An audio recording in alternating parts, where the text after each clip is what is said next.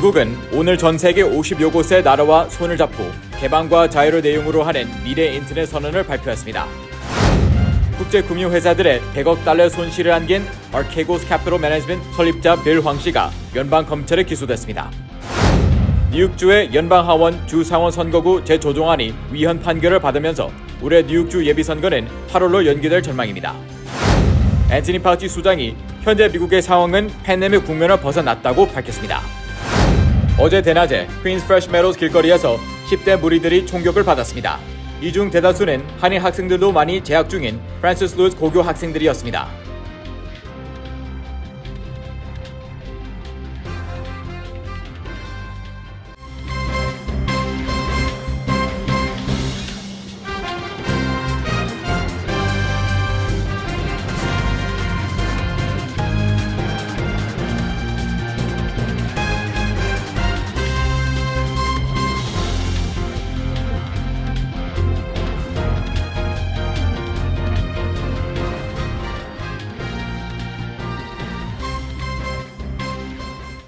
여러분 안녕하십니까? KBTV 뉴스9 이창환입니다. 미국이 전 세계 50곳이 넘는 나라와 함께 개방과 자유를 내용으로 하는 미래 인터넷 선언을 오늘 발표했습니다. 참가국들은 디지털 기술의 잠재력에 대한 믿음으로 단합하고 참가 국가 간 민주주의 시스템을 강화하며 개인의 사생활을 보호하는 인터넷 환경 조성에 협력하겠다고 밝혔습니다. 첫 번째 소식 전장희 기자가 전합니다. 이번 선언에는 미국을 비롯해 캐나다, 콜롬비아 등 미주 국가와 프랑스, 독일, 이탈리아, 영국 등 유럽 주요 국가, 일본, 그리고 우크라이나 등 총 50곳이 넘는 국가가 참여했다고 백악관 국가안보회의가 전했습니다. 이들 국가들은 선언문에서 우리는 연결성과 민주주의, 평화, 법치주의, 지속 가능한 개발, 인권 향유와 근본적인 가치를 증진하는 디지털 기술의 잠재력에 대한 믿음으로 단합한다라고 밝혔습니다. 이어 개방되고 자유롭고 세계적이며 상호 정보 교환이 가능하고 회복력이 있는 안전한 인터넷에 대한 의존은 계속 증가할 것과 함께 이로 인한 위험과 도전이 존재한다고 지적했습니다. 각국은 이런 맥락에서 이번 선언 참가국 간 민주주의 시스템을 강화하고 모든 시민의 활발한 민주주의적 절차 참여를 증진하며 개인의 사생활을 보호하는 인터넷 환경 조성에 협력하겠다고 밝혔습니다. 이번 선언에는 일부 독재 국가의 인터넷 접근 제한, 그리고 인권과 근본적인 자유 부인, 표현의 자유 탄압 등이 심각한 도전으로 거론됐습니다. 국가가 주도하는 랜섬웨어 등 악의적 활동도 안보와 핵심 인프라에 영향을 준다고 적시됐습니다. 바이든 행정부 고위 당국자는 이와 관련해 인터넷 전선에서 우리는 디지털 권위주의의 부상을 봐왔다며 허위 정보와 선거 개입 등을 거론했습니다. 이 당국자는 러시아는 자국과 해외에서 허위 정보를 공격적으로 홍보했고 인터넷 뉴스를 검열했으며 정당한 사이트를 차단하거나 폐쇄했다라고 지적했습니다. 또 러시아를 중국과 함께 인터넷 정책에서 위험한 새로운 정책을 선도한다라고 비판했습니다. 한편 이날 발표 전 유럽 중심 언론 유락티브는 이번 선언에 유럽연합과 영국, 일본, 캐나다 그리고 한국이 참여하리라고 보도한 바 있습니다. 그러나 발표 후 참여국 명단에 한국은 포함되지 않았습니다. 한국 정부는 미국 정부와 이번 선언 참여와 관련해 긴밀하게 협의 중인 것으로 알려졌습니다. KBTV 뉴스 전상입니다. 국제금융회사들의 100억 달러 손실을 안긴 한인 투자가 빌 황 씨가 연방 검찰에 기소됐습니다. 어제 월스트리트저널은 뉴욕 남부지검이 아케고스 캐피털 매니지먼트 설립자인 황 씨와 패트릭 헬리건 재무 담당 최고 책임자를 사기 등의 혐의로 기소했다고 보도했습니다. 자세한 소식 김문지 기자가 전합니다. 황 씨가 기소된 것은 지난해 3월 국제금융계를 흔든 마진콜 사태 때문입니다. 아케고스 캐피털은 파생 상품인 총수익스 스와프와 차액 거래 계약을 통해 보유 자산의 5배가 넘는 500달러 상당을 주식에 투자했습니다. 그러나 아케고스가 자금을 빌려 투자한 주식이 급락하게 되자 증거금을 추가로 납부해야 하는 마진콜 상황이 발생했습니다. 골드만삭스 등은 발빠르게 담보로 잡은 주식을 블록딜로 처분해 손실을 최소화했지만 다른 금융회사들은 블록딜의 여파로 주가가 더욱 내려가면서 손실을 보게 됐습니다. 이에 대해 검찰은 이날 기자회견을 통해 황 씨 등이 금융회사들을 속여 거액을 차입했고 이를 자신들이 보유 중인 주식에 대한 파생 상품에 투자함으로써 주가를 조작했다고 주장했습니다. 검찰에 따르면 아케고스의 레버리지 비율은 한때 1000%에 달하기도 했습니다. 검찰은 아케고스의 차입 과정을 설명한 뒤 이것을 일반적인 사업이나 복잡한 투자 기법으로 볼 수 없다며 이건 명백한 사기라고 강조했습니다. 검찰의 기소 내용이 법원에서 받아들여질 경우 황 씨 등은 최고 20년형이 가능합니다. 그러나 황 씨는 이날 법원에서 검찰의 기소는 부당하다며 무죄를 주장했습니다. 황 씨의 변호사는 성명을 통해 의뢰인은 어떠한 잘못도 하지 않았다며 또 검찰이 주장하는 범죄 증거도 존재하지 않는다고 밝혔습니다. 법원은 이날 황 씨에게 보석을 허가했습니다. 보석 보증금으로는 1억 달러의 거액이 책정됐습니다. 황 씨는 보석 보험증권 구입을 위해 500만 달러의 현금을 지불하고 뉴저지의 자택 등 부동산을 담보로 맡긴 것으로 알려졌습니다. 황 씨는 검찰에 여권을 분실한 상태라면서 배우자의 여권을 제출했습니다. 또 뉴욕과 뉴저지, 커네티컷주 등 트라이스테이트 지역을 벗어나지 않겠다고 약속했습니다. 지난해 발생한 마진콜 사태로 아케고스와 거래한 국제금융회사들의 손실액은 100억 달러가 넘는 것으로 알려졌습니다. KBTV 뉴스 김은지입니다. 뉴욕주의 연방하원 주 상원 선거구 재조정안을 놓고 뉴욕주 항소법원도 어제 위헌 판결을 내렸습니다. 이에 따라 올해 뉴욕주 예비선거는 6월이 아닌 8월로 연기될 것으로 보입니다. 계속해서 김은지 기자의 보도입니다. 어제 뉴욕타임스 보도에 따르면 주 항소법원은 찬성 4표, 반대 3표로 민주당이 장악한 뉴욕주 의회의 주도로 그려진 연방하원 주 상원 선거구 재조정안이 주법을 위반한 게리맨더링이 맞다며 앞서 지명된 특별 전문가에게 선거구를 새로 그릴 것을 명령했습니다. 이에 따라 뉴욕주가 지난 2월 통과시킨 연방하원 선거구 재조정안은 무효가 됐습니다. 법원은 이번 판결에 따라 정당별 연방하원 주 상원의원 예비선거 일정은 예정된 6월이 아닌 8월로 연기해야 할 것이라고 덧붙였습니다. 뉴욕타임스에 따르면 주 하원 선거구 재조정안은 공화당 측에서 소송을 제기하지 않아 살아남은 것으로 보입니다. 주지사 주 하원의원 예비선거 일정도 변경되지 않을 것으로 예측됩니다. 연방하원 선거구 재조정안은 뉴욕시, 롱아일랜드, 업스테이트 뉴욕 지역 일부를 민주당 우세 지역으로 변경해 민주당이 공화당으로부터 의석 3석을 가져올 수 있게 됐다는 예측이 나왔습니다. KBTV 뉴스 김은지입니다. 미국이 팬데믹 국면을 벗어났다고 앤서니 파우치 소장이 진단했습니다. 파우치 소장은 앞으로 코로나19 유행이 특정 국가나 지역 단위에서 국지적으로 일어날 가능성을 시사했습니다. 전장희 기자입니다. 파우치 소장은 PBS 방송에 출연해 지금 미국은 분명히 팬데믹 단계를 벗어났다고 밝혔습니다. 파우치 소장은 코로나19가 박멸되지는 않을 것이라면서도 사람들이 간헐적으로 가능하면 매년 백신을 접종한다면 공동체에 이 바이러스의 수준을 아주 낮게 유지할 수 있다고 밝혔습니다. And intermittently vaccinate people. And I don't know how often that would have to be, Judy. That might be every year, that might be longer in order to keep that level low. But right now, we are not in the pandemic phase in this country. At the global situation, there's no doubt this pandemic is still ongoing. 파우치 소장의 발언은 앞으로 코로나19 유행이 특정 국가나 지역 단위에서 다소 차등화돼 국지적으로 일어날 수 있다는 의미로 풀이됩니다. 미국에서는 지난 겨울 오미크론 변이로 인해 코로나19가 크게 확산했다 수그러든 뒤 신규 확진자가 대체로 안정적인 동향을 보이고 있습니다. 최근 오미크론보다 전염성이 더 강한 하위 변이인 BA2가 우세종으로 올라서면서 확진자가 다시 상승세로 돌아섰지만 오미크론 때처럼 증가세가 폭발적이지는 않습니다. 뉴욕타임즈의 데이터에 따르면 미국의 7일간 하루 평균 신규 코로나19 확진자는 5만 791명으로 2주 전보다 61% 증가했습니다.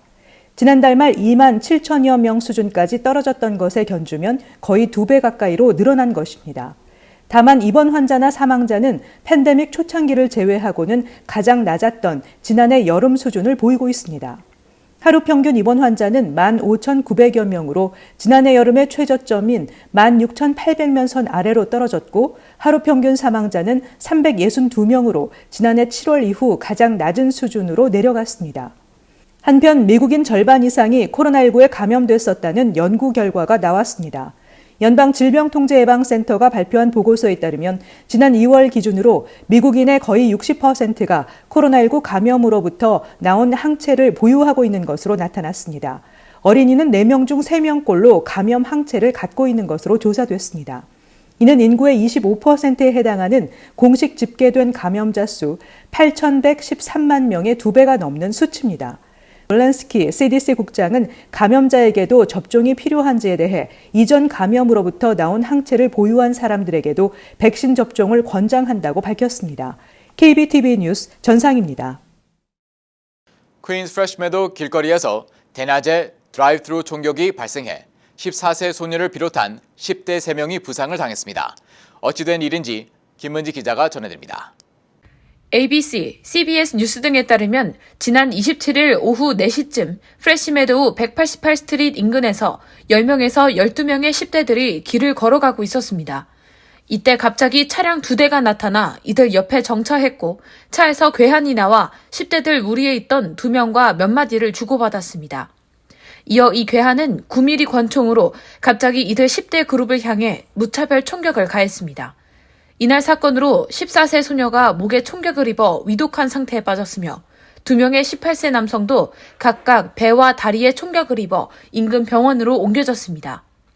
총격을 받은 이들 10대 그룹의 일부 학생들은 한인 학생들도 많이 재학 중인 인근 프랜시스 루이스 고교 학생들인 것으로 알려졌습니다. 사건 다음 날인 오늘 프랜시스 루이스 고등학교의 등굣길은 달랐습니다. No wallets, no watches, no headphones. Make sure everything's in your bag. 안전 요원들이 추가됐고 학교로 파견된 뉴욕시경들은 학생들을 길게 줄 세워 금속 탐지기 검사를 실시했습니다. 퀸즈의 프레시메도우는 뉴욕 시내 안전한 거주 지역 중 하나로 꼽히기 때문에 이번 사건은 거주민들과 해당 학교의 학부모들에게도 불안감을 더했습니다. What do you tell your kids? This is life. It's happening in the afternoon on a busy street in a busy area where kids congregate after school. They shot at these kids for just calling names. I mean, I don't understand this. Never happens in Fresh Meadows. I've been living here for 30 years and never seen this happen. 현재까지 용의자는 검거되지 않았습니다. 뉴욕시경은 이번 총격 사건과 관련된 사람들이 어떤 관계인지도 수사 중이라며 수사를 이어가고 있습니다. KBTV 뉴스 김은지입니다. 뉴욕시 교육국에 따르면 무료 서머 캠프 프로그램인 서머 라이징에 신청을 받기 시작한 25일부터 26일까지 6만 2천 명의 학생들이 프로그램을 신청해 이틀 만에 정원 11만 명의 절반을 넘긴 것으로 나타났습니다. 데일리 뉴스는 지난해 서머 라이징 프로그램에 4만 6천 명의 신청자가 몰리는데 6월 15일까지 걸렸던 것과 대비해 상당한 인기를 끌고 있다고 보도했습니다. 킨더가든에서 8학년 학생을 대상으로 하는 서머 라이징 프로그램은 학생들의 학습 지도는 물론 지역 커뮤니티 단체의 협력을 통해 사회적, 정서적 발달을 위한 다양한 실습과 체험 학습을 제공합니다. 신청은 웹사이트에서 선착순으로 접수하고 있으며 교육국은 관심 있는 학생과 학부모 가정은 신청을 서두를 것을 당부했습니다. 뉴저지주 스웨디스보로에 있는 정육회사 레이크사이드 리프리저레이티드 서비스가 만든 간 소고기 제품 12만 파운드가 리콜 명령을 받았습니다. 농무부는 지난 25일자로 뉴저지주를 비롯해 전국에 판매된 토머스 팜스, 네이처스 리저브, 마켓사이드 버처, 위스, 타지마 등의 상표의 간 소고기 제품들이 이콜라이균 감염증을 일으킬 가능성이 있다며 리콜 조치를 내렸습니다. 리콜 명령을 받은 간 소고기 제품들은 지난 2월 1일부터 4월 8일 사이에 생산된 것으로 각각의 제품에 붙어있는 농무부 제품 설명 라벨에 공통적으로 제조번호 EST46841이 표시되어 있습니다. 메트로폴리탄 교통공사 MTA 제너리버 회장 겸 최고 경영자는 전철, 버스, 통근 열차 등 대중교통과 터널, 다리 등 유료 도로를 망라해 최근 몇 년 사이 증가한 무임승차를 근절하기 위한 대책을 마련하겠다고 밝혔습니다. 단속과 근절 방안을 찾기 위해 패널을 구성했으며 뉴욕시경과 협력해 적극적인 단속을 시행한다고 전했습니다. 리버 회장에 따르면 전철, 버스, 통근열차 무임승차와 통행료를 내지 않는 등으로 올 한 해 MTA가 입은 손실은 약 5억 달러로 추산됩니다. 더 심각한 것은 이 같은 무임승차의 비중이 해가 갈수록 증가하고 있다는 점입니다. 올 들어 무임승차 비율은 12.5%로 나타났는데 전문가들은 이 같은 급증에 대해 일정 부분 팬데믹의 영향이 있는 것으로 분석했습니다. 연방 하원은 5월 아시안 유산의 달을 앞두고 아시안 아메리칸 역사와 문화 국립박물관 설립 연구 법안을 표결에 붙여 만장일치로 처리하고 연방 상원으로 송부했습니다. 그레이스맹 의원이 상정한 이번 법안은 워싱턴 DC 내셔널몰 인근의 아시안 아메리칸의 역사와 문화 등을 한눈에 보여주는 국립박물관 설립 작업을 수행하는 위원회를 설립하는 내용입니다.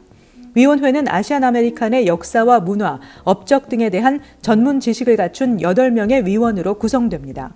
현재 미국에는 아프리카계 흑인 국립박물관 등은 건립돼 있지만 아시안 아메리칸 국립박물관은 설립되지 않은 상태입니다. 미 정가에서는 만약 이번 법안이 연방 상원까지 통과돼 박물관 건립의 토대가 마련된다면 최대 숙제는 재원 마련으로 판단하고 있습니다. 이럴 경우 재원의 절반은 연방정부가 지원하고 나머지는 민간에서 조달하는 방식을 따를 것으로 전망되고 있습니다. 잠시 후 커뮤니티 브리핑을 전해드립니다.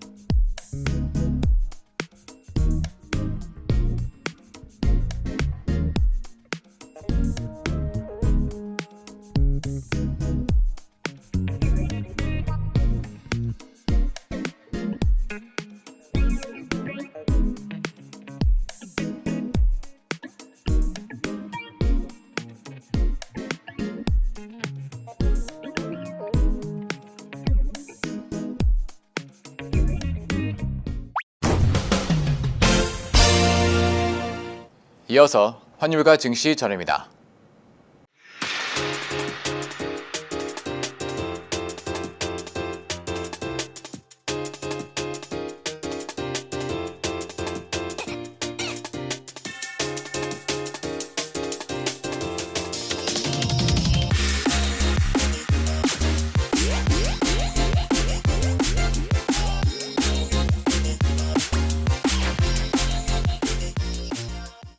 잠시 후 뉴욕과 뉴저지 날씨 전해드립니다.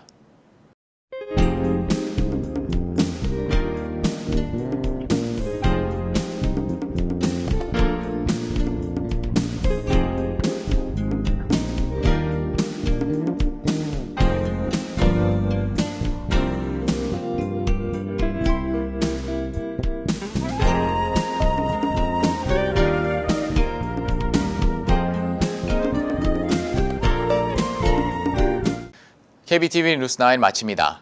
오늘도 시청해주셔서 감사합니다. 편안한 밤 보내시기 바랍니다.